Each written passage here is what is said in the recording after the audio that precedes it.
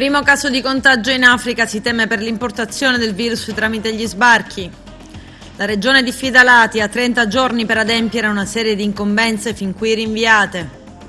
La polizia stradale e l'ASP nelle scuole per un ciclo di incontri sulla prevenzione. Su iniziativa del Centro Culturale Guttuso di Favara presentata la raccolta di poesie di Margherita Trupiano.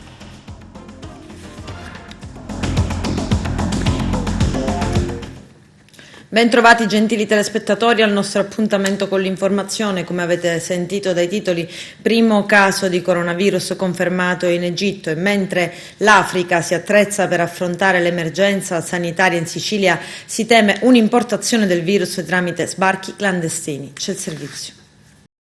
Il coronavirus, che finora ha ucciso più di 1.800 persone e ne ha colpite 73.000, arriva nel continente africano.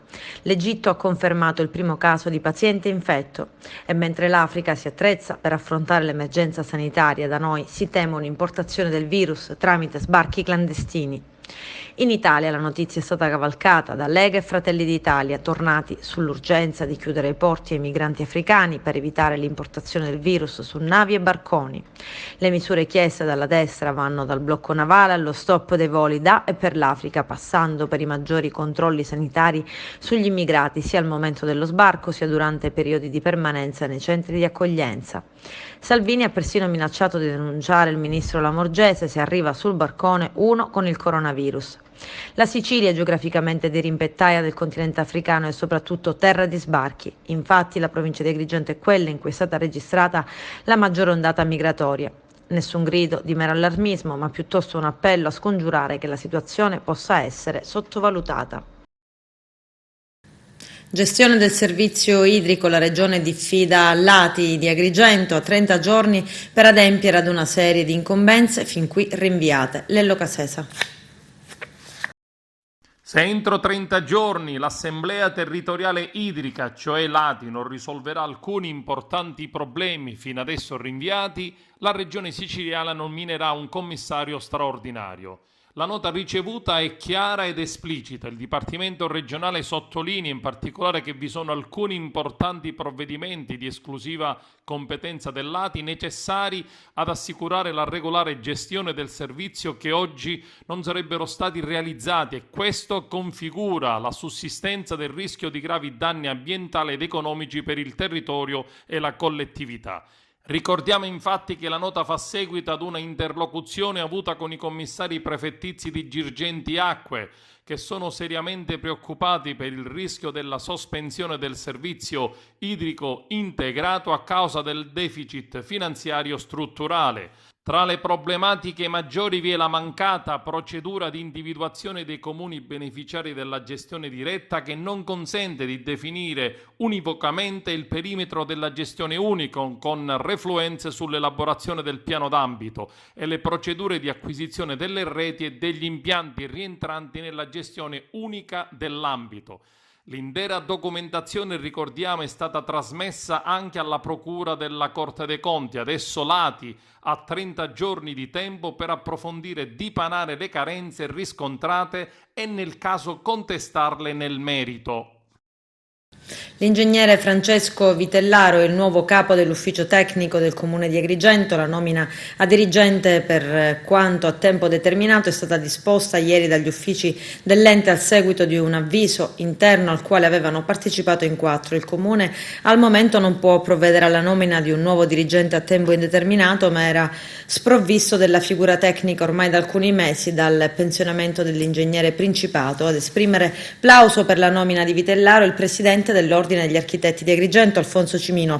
Apprendiamo con piacere della nomina di dirigente dell'ufficio tecnico comunale a Franco Vitellaro, stimato professionista di lunga esperienza, che siamo certi potrà risolvere i problemi che attanagliano l'ufficio, afferma Alfonso Cimino, nell'auspicare un incarico a tempo indeterminato per l'ingegnere capo dell'ufficio tecnico volto alla programmazione e progettazione a lungo termine e all'organizzazione dello stesso ufficio. Porgiamo a Franco Vitellaro auguri di buon lavoro. Arresti bis per 10 indagati dell'operazione Nebrodi sulle truffe agricole all'Unione Europea. I dettagli nel servizio. Sono stati nuovamente arrestati questa notte 10 indagati dell'operazione Nebrodi, l'inchiesta portata a termine nel gennaio scorso che aveva acceso i riflettori su presunte truffe agricole ai danni dell'Unione Europea. 10 indagati erano stati scarcerati pochi giorni dopo l'operazione dal Tribunale del Riesame per un vizio di forma. Nelle scorse ore per loro è scattata nuovamente la misura cautelare. L'operazione bis è stata eseguita dai carabinieri del ROS e dai finanzieri del GICO sotto il coordinamento della Direzione Distrettuale Antimafia di Messina. La Procura, dopo gli annullamenti tecnici dell'ordinanza decisi dal Tribunale della Libertà per mancanza di motivazione delle esigenze cautelari, aveva chiesto nuovamente l'arresto dei 10 indagati. L'operazione Nebrodi aveva portato il mese scorso all'arresto di 94 persone per presunte truffe all'Unione Europea sui contributi agricoli. Su tutto il territorio di Nebrodi erano state eseguite ben 94 misure cautelari per vari reati, fra cui associazione a delinquere di stampo mafioso, 48 le misure restrittive in carcere e 46 agli arresti domiciliari. Tra i destinatari del provvedimento, oltre ai vertici e agli affiliati del sodalizio criminale, anche imprenditori e pubblici amministratori. L'operazione ha rappresentato la più grande offensiva dello Stato a Cosa Nostra della provincia di Messina dai tempi dell'inchiesta Mare Nostrum. Agli indagati sono contestati a vario titolo i reati di associazione per delinquere di stampo mafioso, danneggiamento seguito da incendio, uso di sigilli e strumenti contraffatti, falsità materiale commessa da pubblico ufficiale in atto pubblico, falsità ideologica commessa da pubblico ufficiale in atto pubblico, trasferimento fraudolento di valori, estorsione, truffa aggravata per il conseguimento di erogazioni pubbliche e impiego di denaro, beni e utilità di provenienza illecita. Il procedimento è stato il frutto di 2 diverse deleghe di indagini che la DDA di Messina ha affidato al GICO della Guardia di Finanza di Messina e ai carabinieri del ROS, del Comando Provinciale di Messina e del Comando Tutela Agroalimentare, entrambe relative al territorio dei Nebrodi. Arrestato per mafia il fratello di Rosaria Costa, la vedova dell'agente ucciso a Capaci. Vediamo. Tra gli arrestati dalla DIA di Palermo nell'inchiesta che ha portato in carcere il boss Gaetano Scotto c'è anche Giuseppe Costa, 53 anni, fratello di Rosaria, la vedova di Vito Schifani, uno dei 3 poliziotti morti nella strage di Capaci col magistrato Giovanni Falcone e la moglie Francesca Morvillo il 23 maggio del 1992. Giuseppe Costa è accusato di associazione mafiosa, sarebbe affiliato alla famiglia di Vergine Maria. Per conto della cosca avrebbe tenuto la cassa, gestito le estorsioni, convinto con minacce le vittime, imprenditori e commercianti a pagare la tassa mafiosa, assicurato alle famiglie dei mafiosi detenuti il sostentamento. Ristoranti, negozi, concessionarie di auto, imprese nel quartiere pagavano tutti e Costa sarebbe stato tra i colletti del pizzo. Gli inquirenti lo descrivono come pienamente inserito nelle dinamiche mafiose della famiglia, tanto che alla scarcerazione del boss della zona, Gaetano Scotto, per rispetto al padrino, invita le sue vittime a dare il denaro direttamente a lui. L'indagine fotografa anche il ruolo di vertice che Scotto aveva conquistato nel clan. Già accusato di mafia, il boss è ora parte civile nel processo sul depistaggio delle indagini sulla strage di Via D'Amelio, costata la vita al giudice Paolo Borsellino. Accusato ingiustamente da falsi pentiti, fu condannato all'ergastolo e poi scarcerato. Oggi siede come vittima davanti ai 3 poliziotti accusati di aver depistato l'indagine. Nel blitz della DIA è stato coinvolto anche il fratello Pietro, tecnico di una società di telefonia, anche lui accusato nell'inchiesta sull'uccisione di Paolo Borsellino. Per la polizia aveva captato la chiamata con cui il magistrato comunicava alla madre che stava per andare a farle visita nella sua abitazione di Via D'Amelio, davanti alla quale fu piazzata l'autobomba. Pietro Scotto, condannato in primo grado, era stato poi assolto in appello. Adesso ci fermiamo per la prima pausa pubblicitaria, tra poco. Proseguono le attività di controllo del Corpo di Polizia Provinciale per contrastare il fenomeno dell'abbandono di rifiuti pericolosi e non in prossimità dei siti maggiormente a rischio nelle aree delle strade provinciali. La Polizia ha installato delle telecamere. I particolari nel servizio. Proseguono le attività di controllo del Corpo di Polizia Provinciale per contrastare il fenomeno dell'abbandono di rifiuti pericolosi e non in prossimità dei siti maggiormente a rischio nelle aree e strade provinciali. Il Corpo della Polizia Provinciale ha installato fino al prossimo 26 febbraio una telecamera mobile e 2 cartelli informativi sulla strada provinciale 1B Fondacalzo Borsellino per prevenire il fenomeno incontrollato dell'abbandono dei rifiuti. Le immagini sono registrate e trasmesse in tempo reale alle autorità di polizia. I cartelli sono stati realizzati seguendo i criteri previsti dalla legge in materia di protezione dei dati personali e sono stati collocati prima dell'inizio dell'area delle riprese ed indicano la finalità delle registrazioni. Il libero consorzio, già lo scorso settembre, si era munito di un nuovo regolamento per contrastare meglio l'abbandono e il deposito incontrollato dei rifiuti nel territorio di competenza dell'ente, attraverso l'utilizzo di sistemi di videosorveglianza e fotocamere nel rispetto di quanto stabilito dal Garante per il trattamento dei dati personali. L'impianto di videosorveglianza utilizzato dalla Polizia Provinciale, che ha specifiche competenze in materia ambientale, ha lo scopo di prevenire, accertare e reprimere gli eventuali illeciti derivanti dall'utilizzo abusivo di aree che sono impiegate come discarica di materiale e sostanze pericolose, nonché il rispetto della normativa concernente lo smaltimento di qualunque genere di rifiuti. Se conosci il pericolo lo eviti, questo è il titolo di un progetto di educazione stradale che nella Città dei Templi ha coinvolto gli alunni della scuola secondaria di primo grado promosso dal Lions e Leo Club Agrigento Ost in collaborazione con la locale sezione della Polizia Stradale e dell'ASP. Il nostro direttore Arturo Cantella. Istituto Comprensivo Agrigento Centro, oggi secondo appuntamento qui al Plesso Pirandello per parlare di educazione stradale con vari partner come l'ASP e la Polizia Stradale in collaborazione con il Lions. Esattamente, ieri alla Garibaldi, oggi alla Pirandello, una bellissima sinergia che dà la possibilità ai ragazzi di riflettere sul corretto utilizzo delle macchine, dei motorini, sull'attenzione come pedoni alla strada e sui rischi che si possono correre. Dicevo, una sinergia importante perché ogni partner offre delle testimonianze assolutamente utili. La Polizia Stradale mostra dei video e soprattutto presenta dei dati inquietanti relativi agli incidenti stradali, ai danni permanenti che si possono appunto procurare o addirittura alla morte. L'ASP riflette sui rischi dei poliabusi e dei policonsumi, primo fra tutti l'utilizzo dell'alcol, e Lions, che è stato il promotore di questa iniziativa, dà sempre un contributo con principi di cittadinanza attiva. Quindi sono momenti importanti, formativi e informativi per i nostri ragazzi, intitolati appunto "Se conosci il pericolo lo eviti". Il nostro ufficio, l'Ufficio Educazione alla Salute, è coinvolto nell'educazione e prevenzione appunto di comportamenti a rischio da parte dei ragazzi.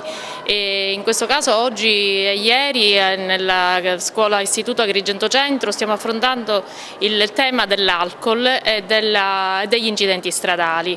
Non a caso abbiamo scelto una fascia d'età di ragazzini ancora non patentati, perché la prevenzione parte dall'educazione, cioè dal renderli consapevoli dei rischi e dal renderli veramente responsabili anche loro che non hanno la patente come utenti passivi a volte, in quanto nelle auto dei genitori, o anche utenti attivi come con le bici o quant'altro. Comunque soprattutto si affronta la tematica della rafforzare quello che è la loro autostima, cioè cercare di non cadere, di non restare vittime di un circuito un po' perverso del nostro sistema economico che li spinge già da piccoli, già da 11-12 anni, ad acquistare bevande alcoliche, ad avere comportamenti appunto scorretti che poi purtroppo portano a eventi tragici. L'educazione stradale è uno degli aspetti che noi come Polizia Stradale curiamo molto,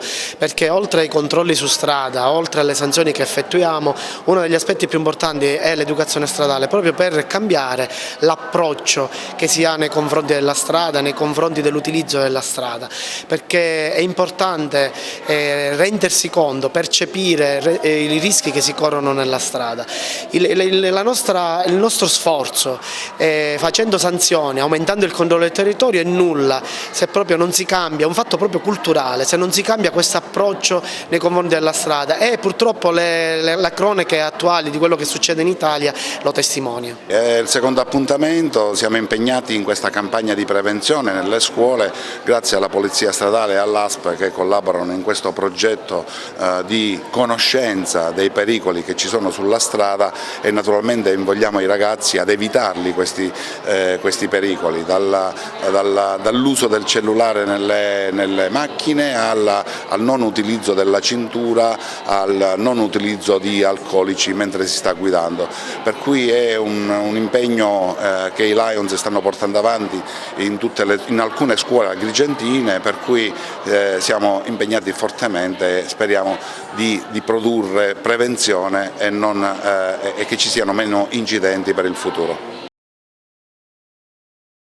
Oggi giornata conclusiva di questo progetto che vede la proiezione di alcuni film tematici con collaborazione con alcuni istituti della provincia di Agrigento, organizzati da Aquarinto.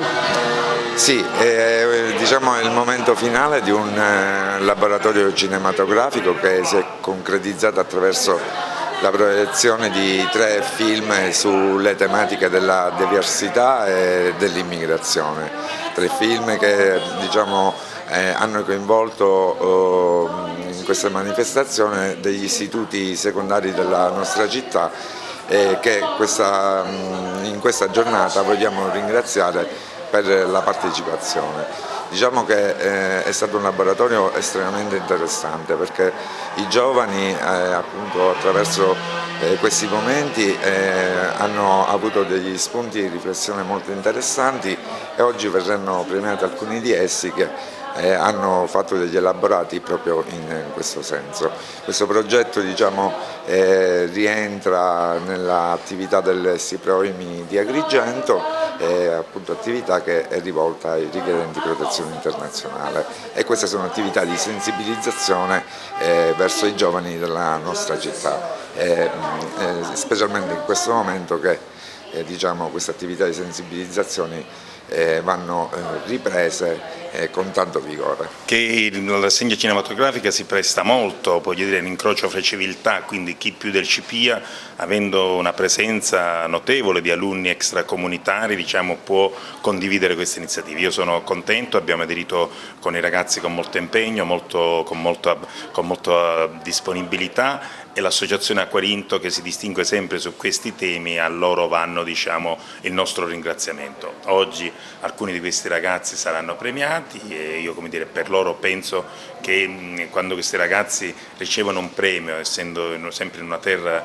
diciamo, che non è la loro, ha un significato diverso che diciamo, darlo ai nostri ragazzi. Quindi io lo vedo qual è la manifestazione, l'emozione che sentono e questo è estremamente importante. A nome del liceo statale Vincenzo Linares di Licata devo esprimere un plauso all'associazione Aquarinto per avere dato questa opportunità a studenti e studentesse, l'opportunità di riconoscere come fondamentali i valori della solidarietà, dell'inclusione e la valorizzazione delle diversità, valori che sono fondamentali nella moderna società. Sicuramente la giornata di oggi è il momento culminante di un'attività che è stata svolta dalla cooperativa Aquarinto con gli studenti che sono stati sensibilizzati tramite i film a tematiche legate alla solidarietà, all'integrazione, all'inclusione e quindi a fare in modo che praticamente ci si renda conto che nel contesto sociale di oggi ci sono diverse problematiche che vanno affrontate con responsabilità, impegno e dedizione. La nostra partecipazione con gli studenti dell'Istituto Foderà Brunelleschi è legata proprio all'idea che abbiamo voluto perseguire quest'anno di favorire momenti di contatto con le problematiche reali della vita e quindi dare ai ragazzi l'opportunità non soltanto di studiare delle nozioni all'interno di libri e conversazioni con gli insegnanti, ma di rendersi conto dei problemi che riguardano la vita reale e saperli affrontare con consapevolezza e con responsabilità. Il Comune di Agrigento ovviamente aderisce a questa iniziativa anche perché in effetti l'iniziativa è organizzata da Aquarinto, che è il soggetto attuatore del progetto SPRAR del Comune di Agrigento e quindi noi non possiamo mancare essendo un progetto proprio del Comune di Agrigento. È un bel progetto, una bella iniziativa nel senso che hanno fatto una rassegna cinematografica per extracomunitari ma soprattutto per le nostre scuole e quindi è un esempio molto bello di integrazione. Allora, mi chiamo Mattia Sanfilippo, Istituto Tecnico Commerciale Michele Foderà. Sono molto felice di fare parte di questa iniziativa poiché è un modo per integrare i ragazzi come a Stefano ed è anche un modo per conoscerci meglio, per levare queste disuguaglianze che ci sono all'interno dei vari istituti. Io sono Giorgio Bongiorno dell'Istituto Michele Foderà, sono il rappresentante dell'istituto. In quanto rappresentante sento di dover dimostrare il mio assoluto appoggio a queste iniziative che ci ricordano quanto siano importanti temi come quello dell'uguaglianza, dell'inclusione, dell'integrazione, molto sentiti dal nostro istituto, dalle associazioni e del resto vanno molto di moda ad oggi. A Canicattì uno sportello ascolto contro la violenza sulle donne. I dettagli nel servizio. L'assistenza, la vicinanza alle donne vittime di violenza è un aspetto importante che è stato sempre curato dall'ASP e da quando è nato dal telefono aiuto di Agrigento. L'opportunità di poter avere uno sportello nella propria città oggi per una donna può essere anche motivo e può salvare anche la propria vita. Assolutamente, questo è l'obiettivo del nostro progetto, perché noi abbiamo la sede principale ad Agrigento e molte volte molte donne ci dicono che non possono allontanarsi da casa perché per vari motivi, per questione di tempo e anche di denaro. Allora, grazie a un progetto, un contributo della Regione, abbiamo potuto aprire 6 sportelli in tutta la provincia di Agrigento. Canicattì è uno di questi sportelli che ha sede dentro l'ASP e dentro il consultorio nello specifico, e consente a tutto il distretto di Canicattì, quindi a tutti gli 8 comuni, di poter accedere come primo ascolto ai casi di violenza sia su donne che su minori. È fondamentale essere vicini al territorio perché la possibilità di essere proprio vicini dietro l'angolo ci consente di salvare qualche vita. L'ASP, in questo caso il distretto di Canicattì, è sempre attenta a quelle che sono le esigenze della popolazione. Avete attivato in questi anni diversi servizi, questo che può sembrare con un servizio magari alternativo, diverso, magari poco utile, invece lo è molto, perché affronta anche una tematica oggi molto attuale. È un servizio che è fondamentale oggi, nel senso che non è un servizio puramente sanitario, ma è un servizio che rientra in quella che è la mission aziendale, nel senso che l'azienda ha come compito, come mission, quella del benessere psicofisico delle persone. E il benessere psicofisico è anche quello di evitare gli atti di violenza, sia psicologica che fisica, nei confronti delle donne. Questo servizio, di cui oggi sono particolarmente orgoglioso, celebriamo l'inaugurazione ufficiale, è un servizio che celebra anche un momento di sinergia particolare e fondamentale fra il volontariato, l'azienda sanitaria e anche le forze dell'ordine, oltre alla Chiesa che sempre da corollario ci consente di ricevere molte di quelle richieste silenziose che non riescono ad uscire normalmente e che arrivano a noi. Da noi poi prendono via una procedura ordinaria di tutela delle donne. La violenza delle donne è un fenomeno che purtroppo esiste e troppo spesso è sottovalutato, perché non è solo la violenza coniugale, ma c'è anche una violenza assistita, di quella che sono i figli che vedono questi atti di violenza, che diventano per loro vita normale e che potranno riperpetrarla nel prosieguo. Per cui la cosa importante alla quale tengo oggi è quella di dire che questa istituzione, questo sportello, è un momento di civiltà e deve essere anche un momento di stimolo di tutte le donne, per tutte le donne, ma anche per gli uomini, di venire qua a denunciare, a lanciare, a dare voce a quello che può essere un grido di allarme di un problema spesso sottovalutato.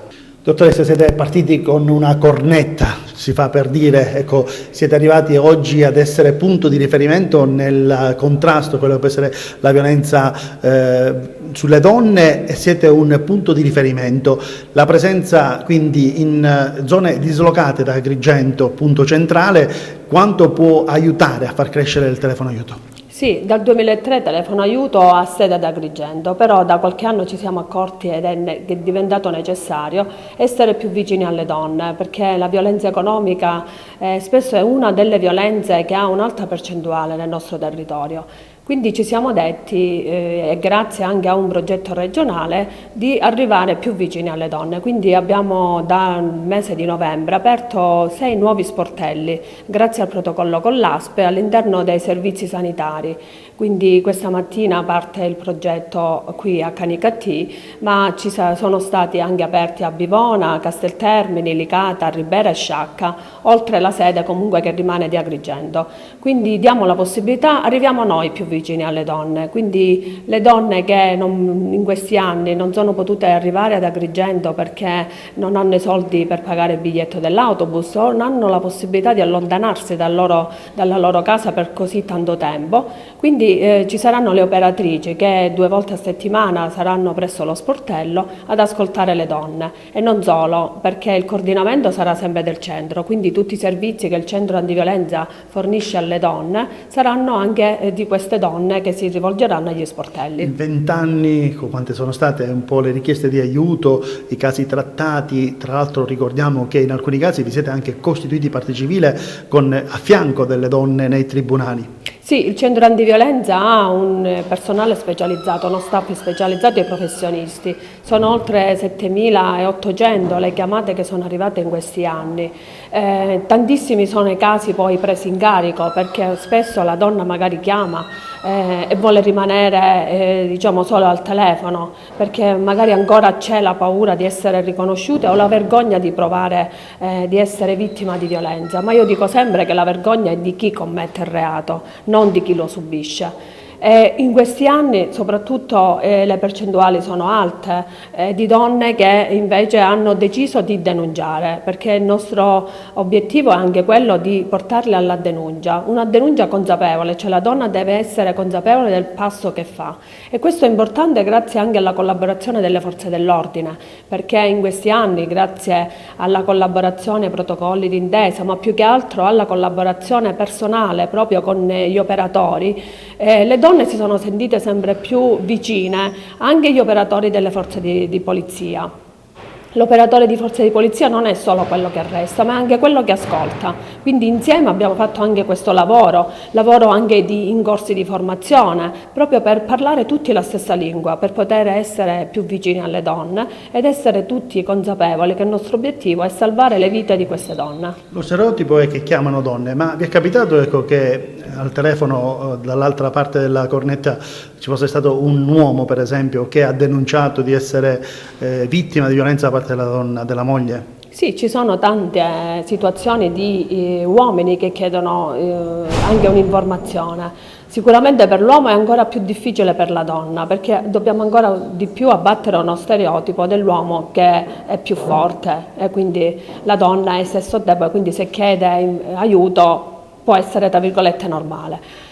Molti sono anche le situazioni che noi assistiamo anche agli stalker, perché abbiamo un protocollo anche con la questura di Agrigento per l'ascolto anche dello stalker, perché sicuramente dopo aver ricevuto l'ammonimento oltre questo serve anche un momento per l'ascolto, un momento per la presa di coscienza che quel comportamento che ha fatto per tanto tempo nei confronti di una donna che le ha tolto la serenità, deve capire che quello è un comportamento sbagliato, e quindi oltre l'ammonimento c'è anche un periodo che questi uomini, la maggior parte sono uomini ma non solo, perché ricordo che la violenza è sì la percentuale maggiore di donne, così come per quanto riguarda gli stalker, ma non solo, perché anche certe donne possono essere stalker così come possono essere violente.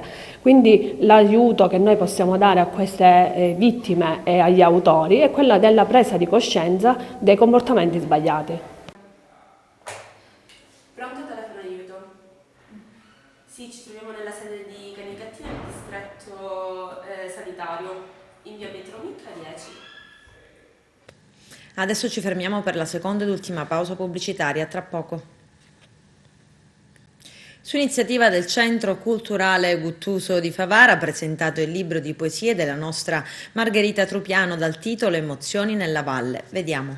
Emozioni, applausi, atmosfere, suoni e canzoni, costumi d'epoca, pitture e un plastico raffigurante la Valle dei Templi. Grande progetto culturale dell'Istituto Bersagliere Urso di Favara per la presentazione delle poesie sulla Valle dei Templi della giornalista Margherita Trupiano. Un grande lavoro di squadra voluto dal Centro Guttuso, nel corso del quale il maestro Vincenzo Patti ha donato alla scrittrice uno splendido acquarello a tema. Hanno relazionato la presidente Lina Urso Gucciardino, il dirigente scolastico Bice Lombardi, la studiosa e letterata Etta Migliotto, i critici d'arte e letterario Vincenzo e Antonio Patti, moderatore Giuseppe Moscato. Grande impegno del corpo docente di alunni e genitori che hanno proceduto a un vero e proprio studio delle poesie. Ricordiamo risultate tra le assegnatarie del premio Buttitta 2019. Le emozioni dalla valle che ti hanno emozionato, ma che sei riuscita a trasmettere in una emozione collettiva a questi ragazzi della scuola di Favara che ti hanno accolta con amore. Assolutamente, io sono veramente commossa perché sono andati al di là di quello che era il mio desiderio, la mia speranza, quella che questi versi potessero raggiungere i più giovani, perché potessero rendersi conto, crescere proprio con la consapevolezza della grande ricchezza che la nostra storia e la nostra natura ci hanno regalato, e così nella contemplazione di questa bellezza avere la possibilità di riconciliare il nostro io con quel mondo esterno che molto spesso ci offre tante brutture. Grazie, sono veramente commossa. È stato veramente un momento bellissimo, noi abbiamo proposto le poesie in classe anche per fare un lavoro interculturale e abbiamo coinvolto l'educazione artistica, l'educazione musicale, i ragazzi hanno realizzato dei quadri, delle pitture ispirate dalle poesie, hanno fatto dei canti e la riuscita di questo pomeriggio è stata veramente eccezionale, molto bello, proporremo in seguito altri eventi del genere perché sicuramente sono momenti formativi che fanno crescere i nostri alunni. Un incontro veramente bellissimo perché abbiamo veramente trasformato la presentazione di un libro che potrebbe sembrare una cosa diciamo normale in un evento grandissimo dove i ragazzi effettivamente sono stati coinvolti in maniera assoluta, partecipazione dei genitori, ed è stato quindi un giorno veramente che si è realizzato quello che abbiamo desiderato, dire ai ragazzi che la lettura, le poesie, l'arte è qualcosa di grande a cui devono avvicinarsi, e Margherita con il suo libro ha portato e ha fatto questo, ha detto ai ragazzi leggete, e i ragazzi hanno letto con amore.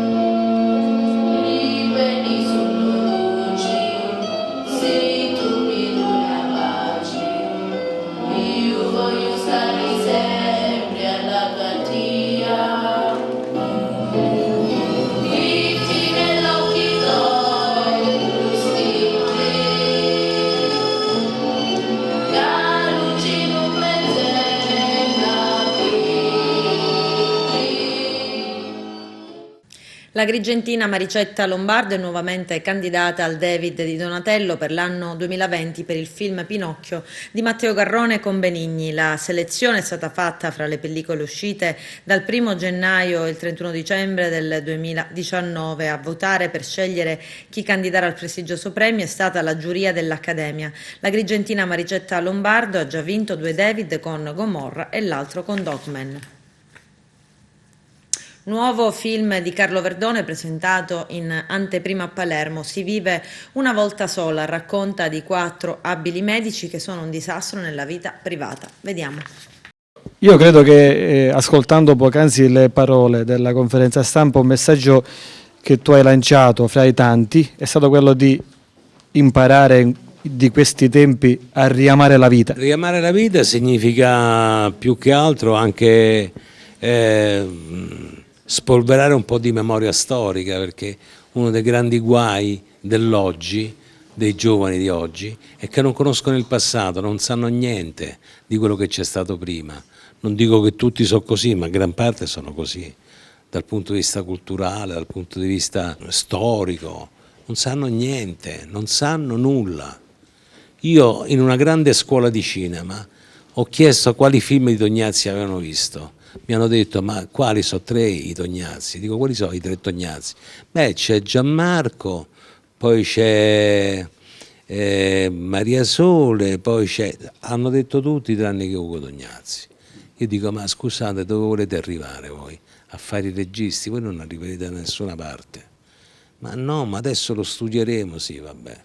Cioè, io mi sono formato con il Cineclub e per 5 anni, 5-6 anni, 5 giorni a settimana andavo sempre al cinema. Questi ragazzi però si devono pure mettere in testa attraverso i loro professori, allora, di tornare indietro, ma se non conosci il passato, non riesci a capire il presente, non riesci a prevedere nelle tue possibilità il futuro. Viviamo nell'attualità, nel consumismo atroce di quello che è dell'aggiornamento. Abbiamo un cellulare, tra un mese e mezzo il nostro cellulare non varrà più niente, lo dovremo cambiare. Le applicazioni tra 20 giorni ti fanno un aggiornamento, se non aggiorni sei fuori. Aggiornare, ma nessuno che si sofferma sul passato in qualche modo e sulle grandezze e sull'importanza di certe cose che sono state nel passato. La mia famiglia aveva molti amici siciliani, è anche un modo per venire a ringraziare un pubblico che mi capita di vedere un po' di rado, è un pubblico importante perché Palermo è il capoluogo della Sicilia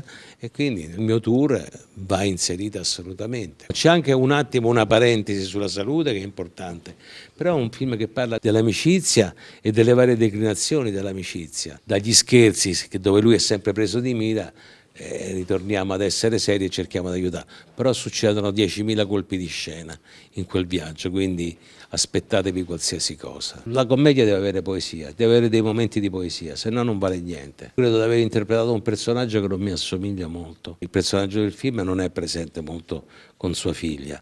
Io sono molto determinato nella mia vita e lui è determinato nel lavoro ma non è molto determinato nella vita privata e nelle relazioni. C'è una scena con lei, con Anna, che è molto bella fuori, dove ci facciamo una piccola confessione delle nostre fragilità.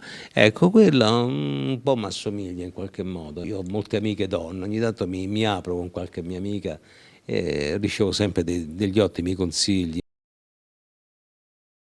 La Fortitudo Moncada-Agrigento prenderà parte all'edizione 2020 della Coppa Italia. La squadra allenata da coach Cagnardi si è qualificata all'ambiziosa competizione sportiva. L'evento si terrà a Ravenna. Nella giornata di ieri si è tenuta la conferenza stampa di presentazione. A rappresentare i colori della Fortitudo Agrigento è stato il direttore sportivo Christian Maier. Con questo è tutto, termina qui l'edizione del telegiornale. Grazie per la gentile attenzione e per essere stati con noi. A presto.